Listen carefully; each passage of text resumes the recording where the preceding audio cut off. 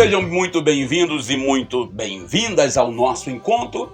Lembrando que onde a fé se encontra com a vida e a palavra se mistura com a realidade. Estamos aí mostrando para vocês o momento da Romaria da Terra e das Águas que aconteceu lá em Ribeirão das Lajes, lá na nossa cena aqui de fundo do nosso vídeo. Eu sou o Daniel Nonato e começamos hoje, né? Você começou aí ouvindo o Zé Vicente para começar. Bendito seja povo que marcha, bendito Romero. A música tem 3 ou 4 nomes, eu nunca consigo acertar. Mas hoje o evangelho é Mateus capítulo 9, versículo 32 ao 38, e nos convida a orar como Jesus ora, com compaixão. Mas antes, como a gente sempre faz, vamos respirar o ar destes tempos. Não dá para ficarmos olhando para o outro lado, para não nos situarmos na realidade do mundo, porque a espiritualidade verdadeira sempre está encarnada e atenta aos sinais do tempo.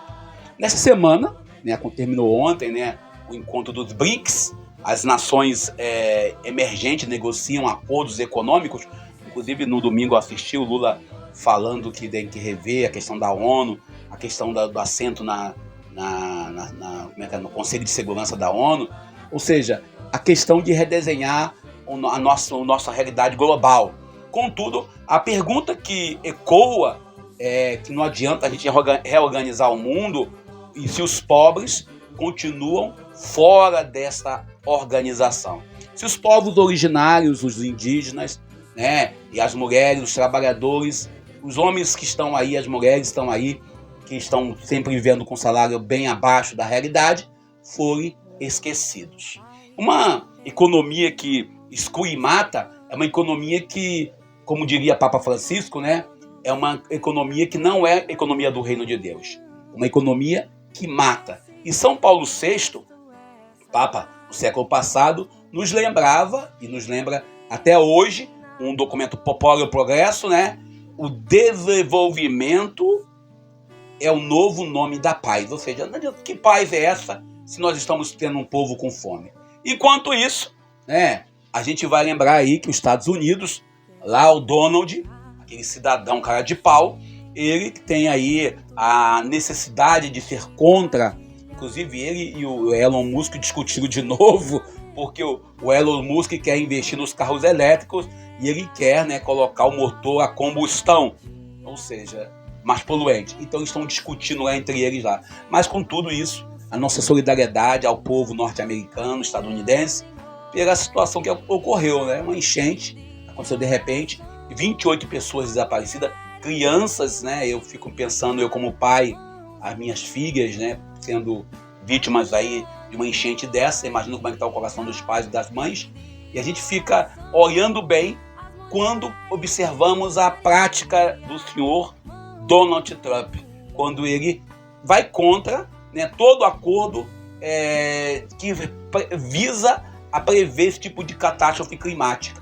Ele mesmo tirou os Estados Unidos do Acordo de Paris, ou seja, e desmontou todas as regulações ambientais, contribui de forma direta para acelerar essa crise. E aí eu lembro de meu querido bispo, meu amado irmão, né, Dom Luciano Bergamin, quando ele dizia, ele diz ainda às vezes, né, a gente perdoa às vezes, Deus nos perdoa sempre e a natureza nunca, ou seja, ela sempre vai aí nos cobrar uma resposta. Essa frase ela tem toda uma sabedoria pastoral e mística, ou seja, nos recordando do nosso contato com a natureza. E nesse mundo ferido entre a diplomacia e o desastre e o descaso, que a palavra de Deus nos alcança. Hoje o Evangelho nos leva a uma cena cotidiana, mas uma cena também divina, onde Jesus, ao sair de uma aldeia, encontra um homem possuído por um espírito que o torna mudo. Ou seja, Jesus, ele liberta a fala e ele faz isso para dar àquele homem a dignidade que ele precisava. Ontem, Jesus, ele teve o contato com 2 mulheres, a menina Talita, né, e aquela outra mulher sem nome. Mas o interessante é que hoje os fariseus, representantes da religião oficial, não suportam esse gesto.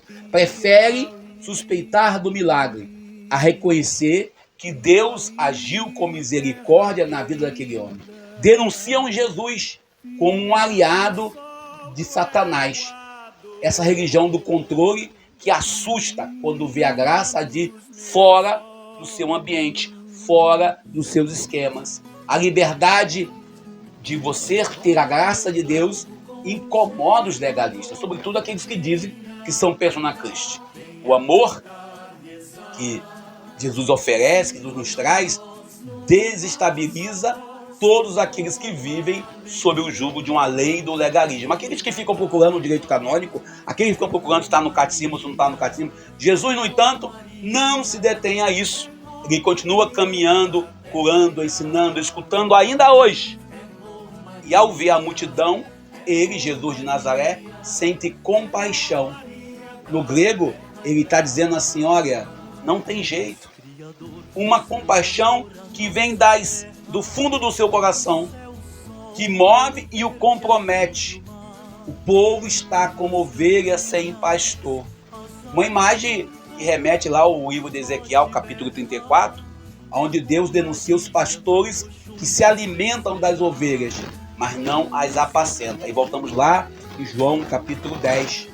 Jesus assume aqui o papel do verdadeiro pastor. Aquele que cuida com ternura e não com dureza. Jesus, ao ver essa multidão abandonada, Jesus lança um pedido. A messe é grande, mas os trabalhadores são poucos. Pedi, pois, ao Senhor da messe que envie operários. Mas atenção, não se trata de qualquer trabalhador. Ele pede que mande operários comprometidos. Não aqueles que estão indo para o ministério para trabalhar por fuga. Não precisamos de turistas espirituais. Gente que não vê a vocação de pastorear como algo divino, mas sim como uma fonte de renda, como um emprego. A gente que não ora, gente que não age. Vivemos um tempo em que a espiritualidade corre esse risco de virar a espiritualidade do eu sozinho com Deus. Cantamos isso no singular. Pregamos isso em nossas igrejas. Cada vez mais uma religiosidade do eu e Deus. Reza-se no singular, se prega no singular. A fé vai sendo esvaziada de comunidade em comunidade, sendo reduzida a uma experiência terapêutica individual ou, como diz o outro, a um livro de autoajuda. É a religião do bem-estar emocional, onde o seguimento de Jesus vira tudo, menos compromisso para a vida eterna com essa realidade do mundo. O Evangelho vai sendo substituído ou vai sendo usado como slogans motivacionais. Religião do que nós vivemos nunca gera comunhão nem compromisso com a comunidade. É o narcisismo sagrado, como os alertas Santo Agostinho, né? De que serve caminhar com os pés se o coração está parado. Precisamos superar, precisamos recuperar uma espiritualidade comunitária, uma espiritualidade do nós, a fé que liberta do ego individual, a fé que fala com Deus, mas que caminha com os irmãos, tudo mais arrebentado. Como dizia São João Crisóstomo, não há nada mais simples do que o cristão que não se preocupa com a salvação.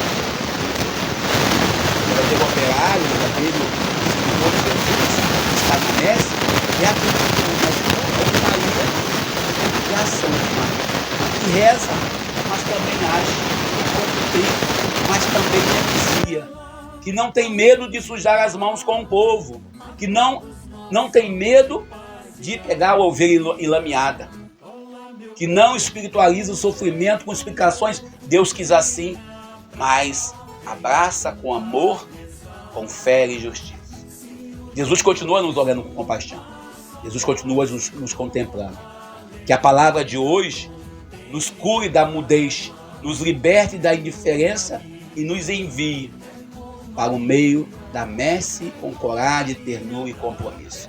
E eu paro por aqui, peço a você que deixe seu like, comente se você tiver condições, nos ajude a continuar produzindo. para que possamos ser melhores hoje e sempre. Eu sou Daniel Nonato. Oh Maria da terra e da água, oh